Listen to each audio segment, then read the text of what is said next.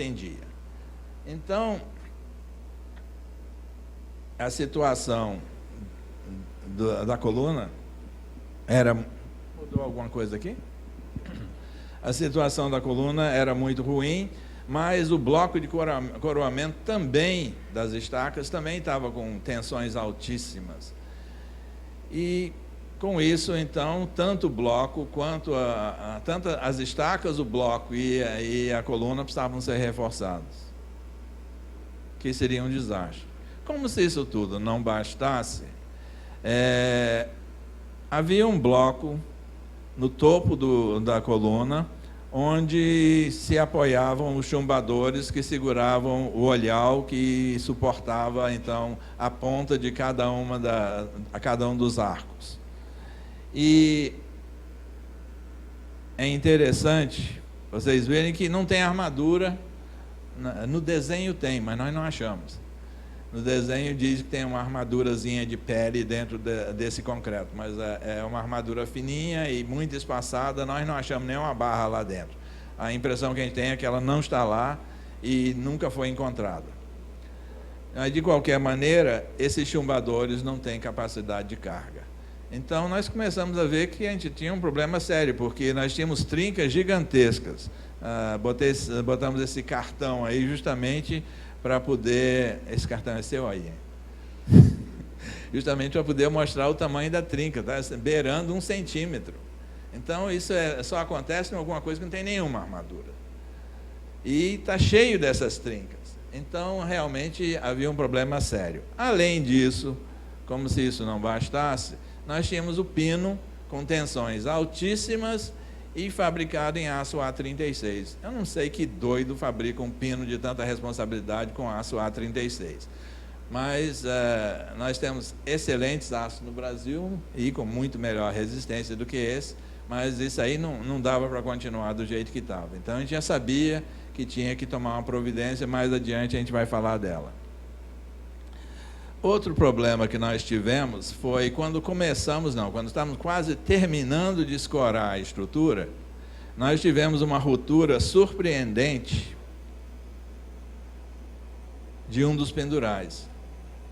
E surpreendente porque rompeu o meio do tubo.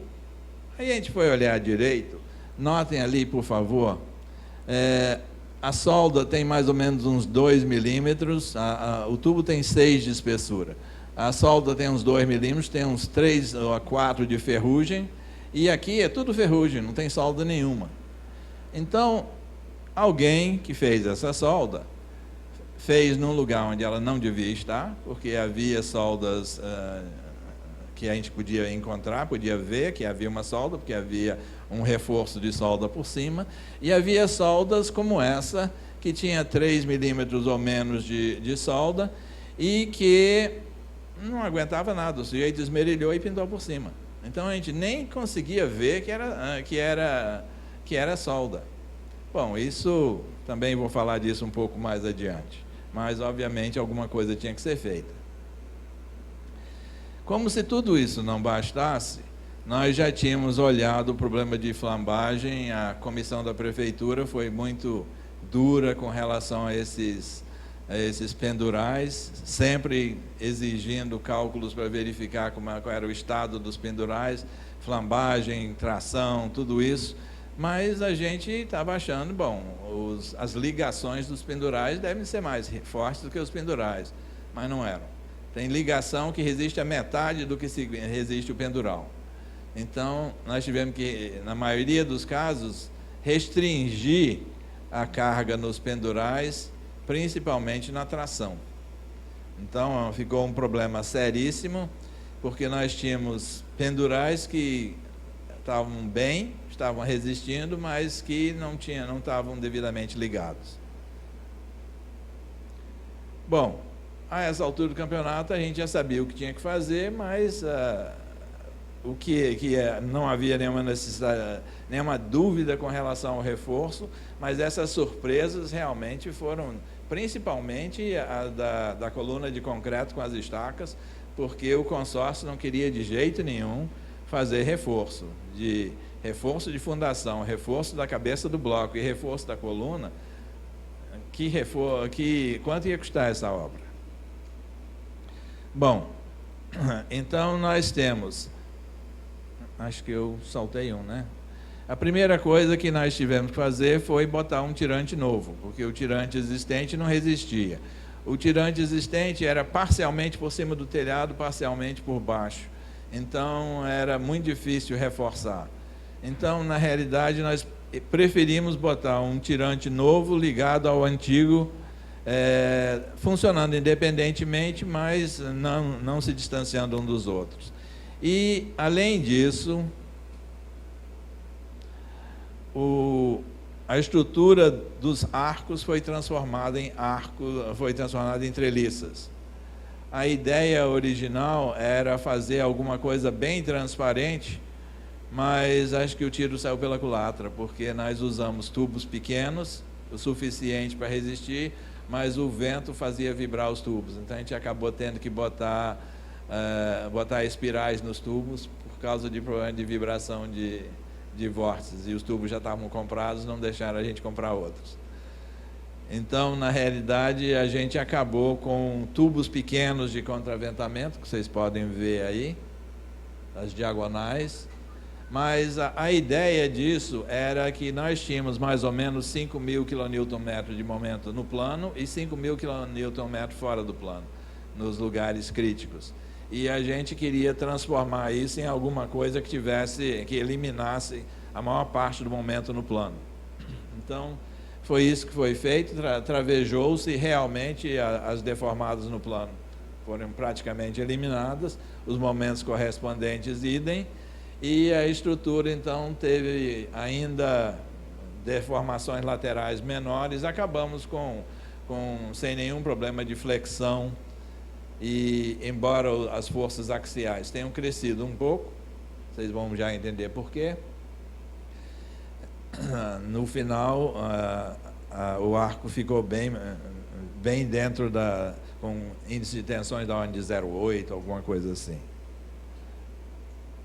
Além disso, nós colocamos uma treliça interna que passou a ser uma catwalk, é uma estrutura para se passear em volta do estádio, já existia uma, e que também suportava a iluminação. Mas nós fizemos uma significativamente mais parruda, que continuou segurando a iluminação, continuou sendo a viga de passeio de quem vai andar ali por cima, mas ela agora tem duas funções adicionais.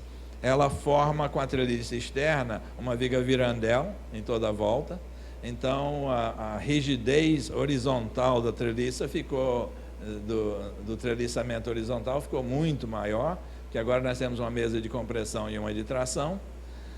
E, além disso, ela é uma treliça vertical que tem por função distribuir melhor as cargas de sucção, para que a gente pudesse não ter flambagem com as cargas de sucção bem maiores dos pendurais. Nós distribuímos melhor a carga com essa treliça aí, que tornou bem melhor a distribuição de carga de vento. Nós tivemos que reforçar toda a treliça externa, porque ela, apesar de ser a única que tinha, ela agora não está trabalhando mais sozinha, mas mesmo assim ela continuava sobretensionada. Então nós fizemos reforço significativo no treliçamento externo, e eu diria que o maior reforço de todos, o trabalho mais difícil, foi o de reforço das tesouras, porque as tesouras estavam completamente sobretensionadas, então nós tivemos que reforçar não só as mesas, mas os elementos de travejamento das tesouras. Acabaram entrando na obra 1.500 quilos de aço, toneladas de aço, que é alguma coisa como 30 e tantos % do aço original, não chegava a 4.000. E no final, para poder conter, nós pensamos em várias soluções, mas todas elas eram complicadas para reforço de fundação, ou para evitar o reforço de fundação. Nós acabamos estaiando contra as colunas dos gigantes de concreto, elas são empurradas nesse sentido pelos arcos. Então, esse arco empurra para cá, esse empurra para cá. A gente botou 2 estais, mais ou menos na direção contrária em cada coluna, para poder evitar o deslocamento do peso próprio. A gente ainda tem o deslocamento do vento, esse não pode ser evitado, mas o do peso próprio, pelo menos, a gente eliminou. Então, com isso, nós temos agora deslocamentos máximos bem menores no topo da coluna. E com isso a gente conseguiu, vocês vão ver daqui a pouco, evitar... acho que eu fiz alguma bobagem. Então, estão aqui os nossos resultados finais. A estrutura primária está toda passando no estado limite último, sem nenhuma dificuldade. Vocês veem que não tem nada vermelho aí. Além disso, está aí o nosso catwalk estrutural, que não tem nenhuma, está quase todo azul na realidade. A estrutura de travejamento horizontal externa está aí agora toda no máximo amarelo. Mas nós não conseguimos fazer a mesma coisa com as tesouras. As tesouras, mesmo pesadamente reforçadas, continuavam com elementos no estado limite último não passando. Então, nós resolvemos verificar a estrutura no estado limite último de plastificação, considerando as deformadas impostas de todos os membros, considerando a verificação de flambagem localizada, quando fosse o caso. Tudo isso foi feito e está aí agora o nosso caso crítico, com o vento de cima para baixo. Vocês veem que quase tudo azul. A gente tem aqui e acolá alguns elementos, principalmente nos cantos.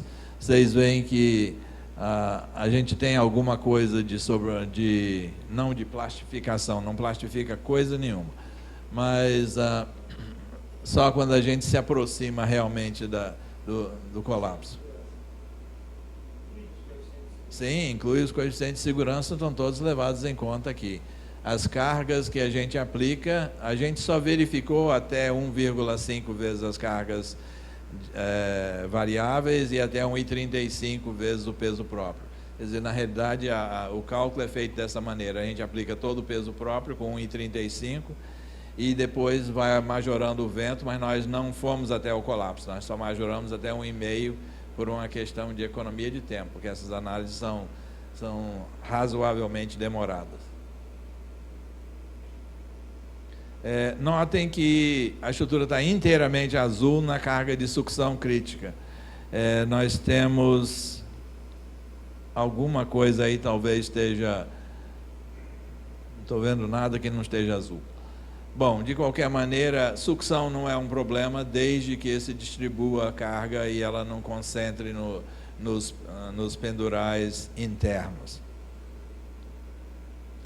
Nós modelamos todas as juntas, todas dos arcos, em elementos finitos, estudamos uma por uma para ter certeza que não havia nenhuma concentração de tensões, nenhum problema dessa natureza. Nós tínhamos um septo inicial no interior de cada um onde nós tínhamos os pendurais anteriores, mas nós precisamos de anéis para poder colocar os adicionais, já que nós não íamos colocar nada do lado de dentro. Então, tudo foi levado em conta e tudo verificado muito cuidadosamente. Além disso, nós colocamos 2 olhares novos na cabeça das colunas, que são olhares temporários, enquanto a gente ligou... Acho que eu tenho uma foto aqui, não tenho? Não tem, espera aí. Não, desculpa, não tem. Você não ia colocar uma, Edinho? Você botou essa. Bom, aqui vocês veem, ainda está com o olhar paralelo. Isso aqui foi quando a gente estava trocando o olhar. Nós colocamos este, e aqui nessa foto vocês veem que a gente tem um elemento ligando aqui na lateral da coluna do arco. E nós tivemos, então, 2 olhares temporários enquanto a gente trocava todo esse aqui. Além disso, nós aproveitamos para colocar uma chapa grossa de aço aqui em cima e um capacete em toda a volta. Com isso, nós eliminamos a necessidade dos chumbadores. Eles ficaram lá, continuam lá, mas nós não estamos mais contando com eles. As cargas horizontais todas são transferidas para o capacete, e o capacete foi dimensionado em elementos finitos adequadamente.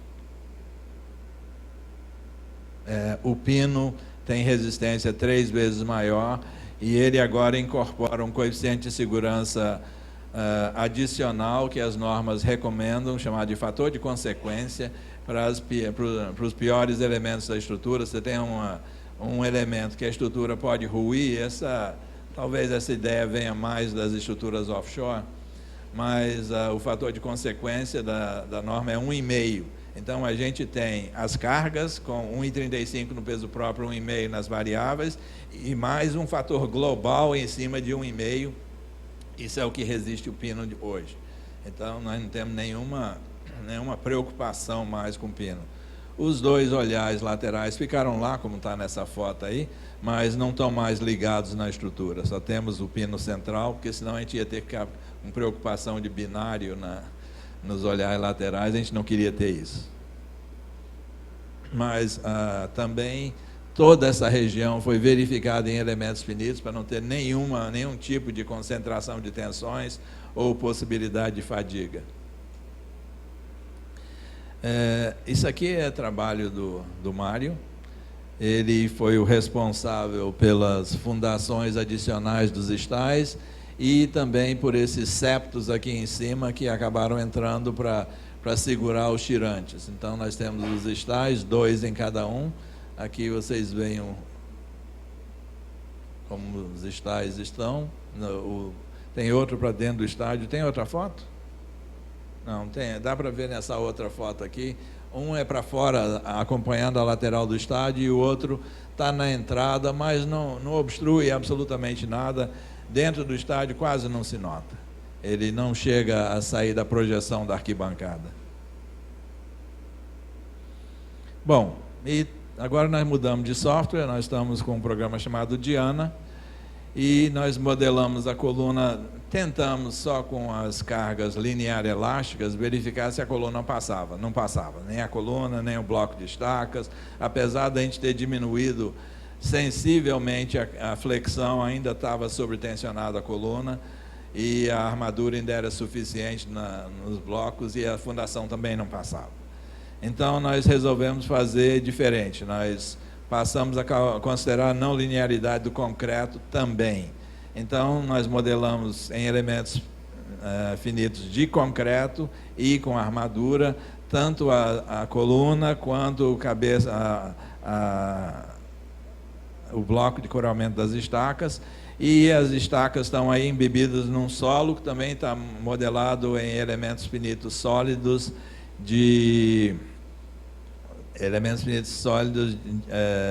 tipo Moore-Coulomb, e que tem as estacas como elementos dentro desses elementos finitos. Então, é o modelo mais sofisticado que a gente podia fazer aí.